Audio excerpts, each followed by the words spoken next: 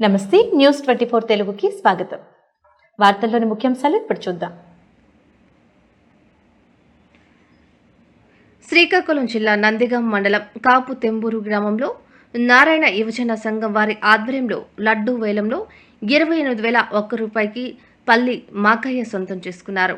అనంతరం జగనన్న పాటతో వినాయకుని ఘనంగా ఊరేగించుకుంటూ నిమజ్జనం చేశారు. ఈ కార్యక్రమంలో భక్తులు, గ్రామస్తులు పెద్ద ఎత్తున పాల్గొన్నారు.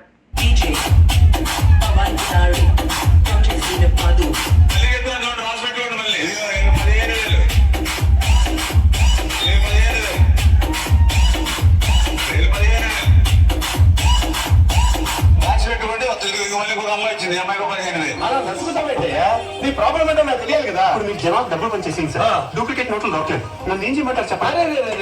పెద్ద సమస్య వచ్చి పడింది. ఇప్పుడు ఏం చేద్దాం? నువ్వు తొందరపడగా ఒరిజినల్ నోట్లు పనిచేద్దాం. పంచడానికి ఉండవు కదా సార్. నేను ఇస్తాను కదా సార్. ఎందుకైనా మంచిది నేను ఒకసారి ఫోన్ చేసి అనుకుంటానే.